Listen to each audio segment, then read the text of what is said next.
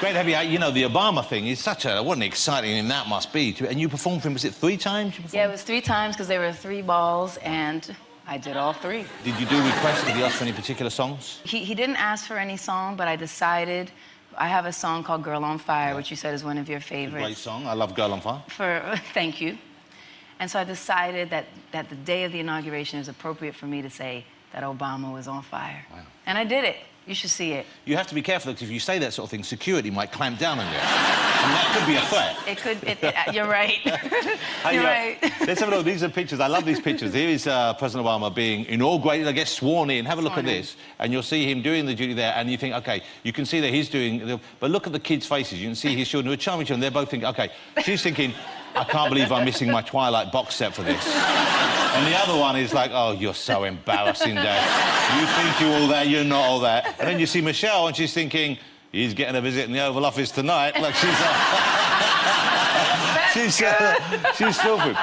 Hey, you know, one of the best vocal performances I've heard in recent years was when the first time I heard Empire State of Mind. Oh, wow. Thank you. And Alicia's voice kicks in. What a great performance. Thank you so much. Where do you get that kind of level from? How do you get to that level? Is it you have to psych yourself up, or are you ready to do that at the drop of a hat?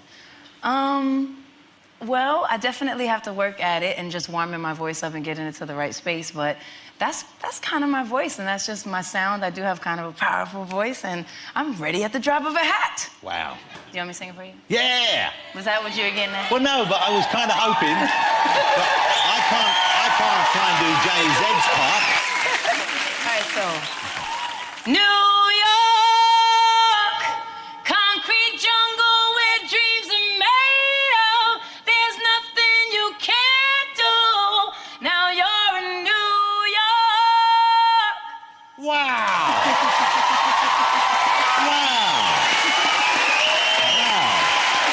OK, listen. Hang on, don't go anywhere. Get my phone. I want to do that as a ringtone. Do you mind? Is that OK? Hey, since last time, I'm lucky enough to have met Alicia a few times before. Last time we met, since then, your life has changed dramatically. It has. It's been a few years. Yeah. You're married now? You're a married woman? Yeah. You married Mr. Swizz Beatz, I believe. That's true. Swizz Beatz.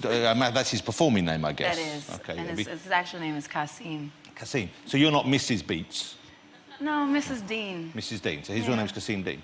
And there you. And is that you? Is that your little boy there with you? Yeah, that's my little guy. So is he 2 now? Is that Egypt, your little boy? His name is Egypt. That's us at a basketball game. Egypt is an incredible basketball fan. Yeah. He's only 2. He can name the entire starting lineup, their numbers, and their names. Wow. He's serious. Well, I've been listening to the album, and one of the tracks, your son Egypt appears. He's on one of the tracks. He's such a cute mo. He's a lovely nickname. Because you're talking to him, and you ask him his name, don't you, on stage? I ask him his name. He says his name is Showtime, which is all his daddy's fault. And... So why does he say his name's Showtime? What does that mean to him? Well, his dad, one of his slogans, they're like, it's showtime, because he's like always getting the crowd hyped, and it's showtime. So he's heard that so much. I said, what's your name? He said, Showtime. And then I said, well, what's your name? He said, Egypt. So it's really cute. And that exchange right there, it's a song called When It's All Over, and it's just all about, like, no matter what you did in your life, at least I got to love you. And so it's beautiful to actually have his voice on there. It means more than everything. Dr. Dre's on the album? Absolutely. Have you ever worked with Snoop? No. OK, I tell you what, because I meant to ask, because you know Rose has worked with Snoop. Rose, is Rose in there right now? Well, what was Rose working with Snoop on? Hey, Rose, what were you working with Snoop on? What film did you do with Snoop? Just this cinematic masterpiece called The Tenants. The Tenants? Yes, I played his girlfriend. No, wow. Yeah. And Snoop, you must be a fan of Snoop. Who isn't a fan of Snoop? Were you a fan of Snoop? I love Snoop. Snoop's amazing. At the end of the shoot, he gave me a massive blunt. Well, there you go. He's a good friend, Rose. He's a good friend. Did you smoke the massive blunt? Didn't go near it. You didn't go near it. Where is it now? Friends of mine. They did right now. I was there, but I had no way. They did go near it. That clip, that was you performing in Vegas recently. Correct. Okay. And that's a theatre they've built for you there? Yes, correct. They built it's called the Coliseum. It's at the Caesars Palace in Las Vegas. I did perform 5 years of that show that was called The New Day. Then I went on a world tour for 1.5 years. Then I took a little break. I had 2 babies. And then I've been with a new show back to the Coliseum for 2.5 years, almost 3 years now. You have to come. Well, I would love to come. You have to come. I know it's a long trip for you, but Well, we you have can afford to 31 fly me out there, so I will Anytime. come. I'm leaving in about 3 days, so you have to come. I have a place for you. So you live in Vegas? Actually, I split my time between Las Vegas and Florida. Okay, so you have a place. I read you were selling your place in Florida. We're selling it because we're not spending enough time over there. It's such a beautiful mansion. Well, we have a photograph from the air. We haven't snooped in and taken photographs. You're the one who's been flying above my house. Yeah. Well, look, that's quite some house. You know what I love about it is you have your own water park. Yes. Well, you say yes like it's a matter of fact thing, like, yeah. Well... You know, so I would say to someone, well, you've got an Arga. They would go, yes. You have a water park. Why not? Some people Yeah, do why not? drugs and go out every weekend. I build a water park. Wow, okay. That's pretty good. That's a pretty good... I think that's about the best answer I've ever had.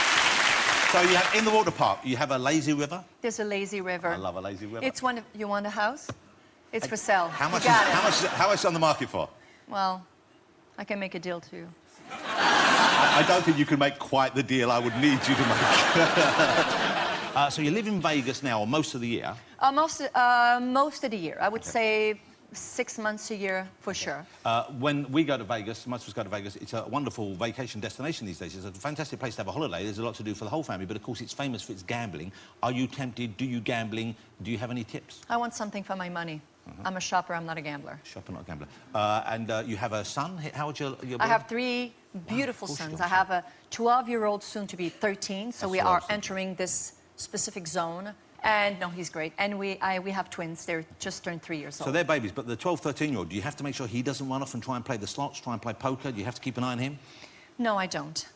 It's my 4th one that I have to keep an eye on. Really? My husband. No, actually... He's a good poker player, your husband, though. I've heard that he plays He's kind an of amazing professionally almost, He's yeah. an amazing poker yeah. He is. You've been with your husband, is it 26 years? I've been working with him for more than 30 years, but we've been married for 19. Wow, that's pretty good. And ladies and gentlemen, 19 years is incredible.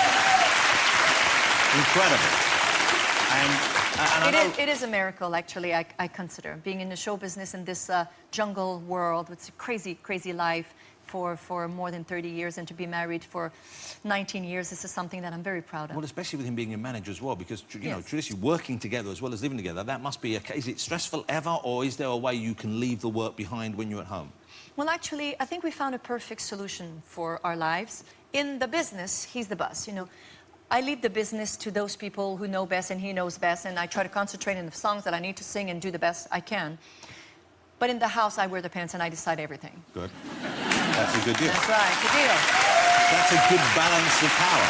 It's all about balance, communication and balance. And you always agree with his decision, or has he ever made you sing somewhere, or asked you to sing somewhere, or set up a deal that you weren't happy with afterwards? How would you deal with that situation? Let me tell you something, you're going to think it's a joke, and it's a truth. I didn't want to sing My Heart Will Go On. Oh. Wow. Thank God they didn't listen to me. So why didn't you want to sing it? Why didn't you want to sing it? I didn't really like the song at first. I wasn't sure. I did another song for a movie before, it was very successful, and I thought we were pushing our luck, and I said, why do we need to do this? Yeah. Let's not push it. We're cruising, it's doing well. And he said, okay, he said, let's just do a demo, and let's give it a try, and then we'll see after. The demo is actually the real recording. I never sang the song again, except 3 million times after that, Yeah. live. Yeah. Do you ever get, I mean, not sick of it, but do you get tired of it? Because obviously people come to see you, they want to hear you sing it. It's almost an unspoken contract you have. You kind of have to do it, don't you? I'm going to die with this song. And honestly, it's a good problem to have, truly. Prior to the performance, a lot of times I would say, oh, gosh, and I'm like, oh, no, no, no, no. And then the curtain opens and I look at the people's face and they're like, oh. And they make it happen. You got to do it. And I guess you get caught up in it as well, do you? I get caught up and I'm like, oh my God, she traveled so far and she's tearing. I'm going to sing it just for her. So, you know. Did you, are there songs you But when turned I down? die, please don't play the song. Well, you know, Please. it's very popular when people are saying goodbye to loved ones. You know that, do you? No, I know. I know. First time I saw you sing, first time I think many of us would have seen you sing in this country was when you came over to perform at the Eurovision Song Contest. Yes, that was in 1988. That's right, 1988. It's quite a Yeah. long time ago. And it was in Ireland that year. Yes. We have a clip of you singing that. You won, of course. You were do the not. favourite. You won. You look kind of different. Do you want to elaborate on that or just show the clip? No, we'll just show the clip. I'm not saying you look better or worse. I'm just saying everyone looks different that long ago. Oh, thanks, honey. George, it's fantastic to have you here.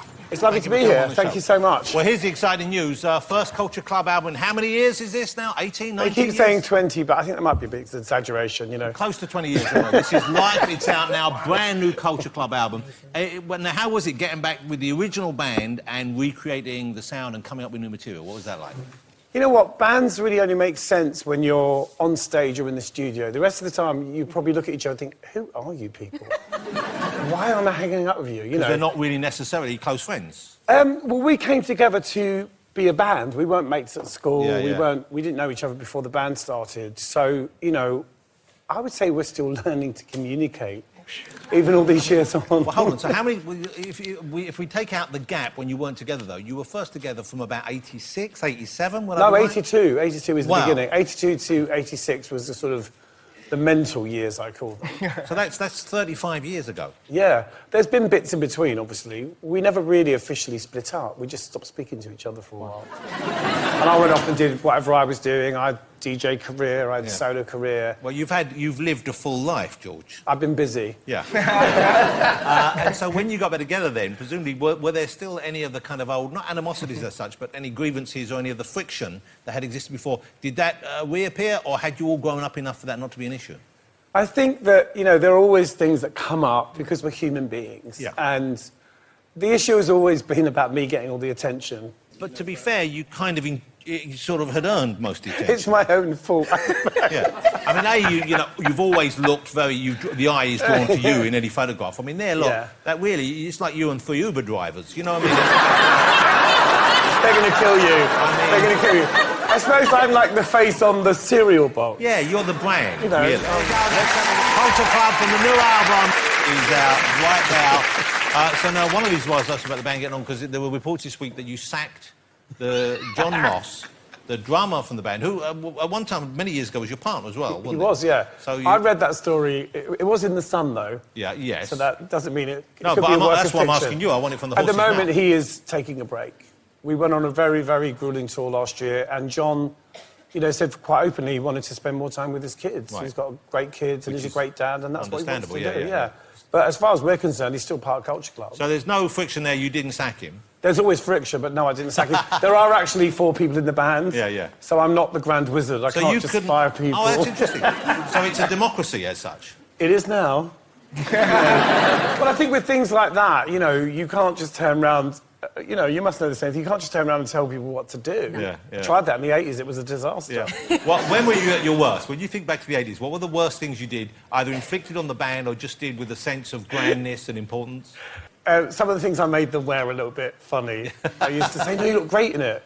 And, you know, nowadays I'm like, you've got to be comfortable, not too comfortable. Yeah. You never want someone to look at your outfit and say you look comfortable. So you chose what they wore? Not chose, but I used to kind of try and force my will on them. Can I ask you, I read that you gave a quote, you were on a radio show, I think, and you said that you turned down an MBE. That's not true. That's not true, but you said it. Did I? Yeah. I might not have said it, though. I might not have said it. I think you did. I've never met the Queen. I'd love to meet the Queen. never met the No, Queen? I've met Charles and Camilla. Met Diana, who was Oh, yeah. adorable. Did you know her well? No, not well, but I met her a few times. She was adorable. I actually was at a function, and someone said, oh, she wants to meet you, and I sort of went over to be photographed with her, and I got pushed on the floor by these palace officials, because they said, you're not on the list, move. And she actually came over afterwards and sort of hung out with me. It was very sweet. And I said to her, my mum loves you, and my mum's here. Will you meet my mum? And she goes, yeah. And my mum spent, like, half an hour with her. Wow. And she was adorable. My mum, obviously, you can't say anything about Princess Diana to my mother. She adores her. Yeah, And I did. I thought she was lovely. Now, you know, we've talked about you living the life, but you're sober now. You've been sober now for, what, 10 years? Over 10 years, yeah. March the 2nd, 2008 was my revelation day. So what was the moment? Was it one of those things, the classic things where you'd realise you'd hit a low point, or was some other reason why you decided you had to change your life? It was really a series of kind of just constant sort of, you know, with these things, they call it a rock bottom. It just kept sort of... I knew it wasn't going to end well. Do you know what I mean? So you kept getting in worse and worse situations? Yeah, worse and worse situations, and I just kind of didn't like the way I looked, and, you know, my voice was a bit short, and I just didn't feel good. So I knew that I had to do something about it, and it was just really an accident. The sort of first NA meeting that I went to was a pure accident, but I knew I had to be there. So was booze the problem, or was it other substances the main problem? No, I was never a drinker. It was just everything else. Right. Everything else, yeah. Everything? Well, I don't know. More or less. I've I've got a list here. Let's go through this list. Let's not. No, I'm not. But I mean, man, yeah. And George, what was that, do you think? Was it you were unhappy, you hadn't found a place to be unhappy, or what was the reason why you needed to alter your chemicals? I think sometimes it's just, you know, it's like when you're, you know, people put food in front of you, you often just eat it, you know, like when we travel, there's always food everywhere you go, in airports, dressing rooms, and you don't have to eat it just because it's there. And so the same applies to drugs, you know, I mean, you don't have to take them because they're on offer, but I think it's hard to be in your life. You know? There's a great quote I read from you which said, it's something like, being Boy George is fun, it's being George O'Dowd that's difficult. It's something like that. I would say that now I'm kind of happy with both, because I don't really see a separation. Do you know what I mean? I know that I'm George O'Dowd from Eltham. Obviously, I'm well aware of that. And, you know, I suppose in a way I've kind of made peace with the whole kind of celebrity thing. I believe you are vegan, is that correct? I'm vegan, yeah. Because you were macrobiotic for a long while, which I guess is... Well, I've been everything, basically. When you say... Now, but what I love about you is when you become something new, you talk about it as though I finally, at last, I found the thing that's going to change my life. And then 6 months later, you're not doing that anymore. So what happens in My that mum period? always says, I don't know what it is this week. Yeah. Is he a Buddhist? I'm a Buddhist, obviously. Are you still a Buddhist? I'm a Buddhist, yeah. But that's been a long time, then? That's been a long time, yeah. That's something that's been a big part of my life. My mum will always say to me, you're a Catholic. I say, well, I'm that as well. So you're a Catholic Buddhist? I'm a Buddhist in my aspirations and a Catholic in my complications. For a while, and I've met people before who did this, you spent a period, I think, of 6 months drinking your own urine. He's really trying to make me look like a lunatic. No. I'm trying to dispel those rumours about you doing Have you it. tried that? What, drinking your urine? Yeah. I... Well, apparently it works like homeopathy. It's like, you know, like when you plant leaves back into the soil to kind of, you know, that's apparently what it works. The theory is the impurities you flushed out, when you put them back in, it strengthens you against them, I believe. But you can only do it if you're sort of on a really healthy diet. You can't sort of do it if you're having, like, kind of, you know, mac and cheese and, like, Kentucky Fried Chicken. It's got to be kind of pure. But you kind of enjoyed it. Did you put ice with it or tonic water? But no, can you make it palatable? No, it really is, like, the first time you do it, it is the most disgusting thing And is it ever. still warm? It's Yeah, fresh? it's warm, yeah. Well, you're supposed to do it quickly. So, so it's just a little bit? Like a shot. Like a shot! A double shot! You'd never try that? I would try it, but I don't strike me think as someone that would be quite adventurous. No, but I don't need to try it because I don't believe it would work. So that's why I wouldn't do it. Yeah, but how do you know until you try something if it works? I tell you why, because it's... But it's in your body. Yeah, and if my body said I don't need this anymore... George, it's great to have you back. Not that you ever really went away. Boy George, ladies and gentlemen. That's a hit, I would have thought. I can't see it wouldn't be.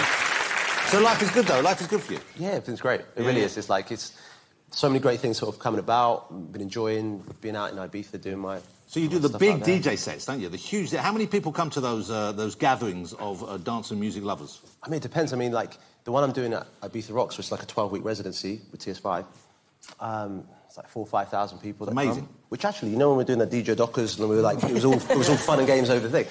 But if you're free next Tuesday... Michelle, are you free next Tuesday? I mean, that's what I'm saying. It's there. We've got 2 more weeks left at Ibiza Rocks. I mean, it could be an opportunity, but I don't want to put it under pressure, but...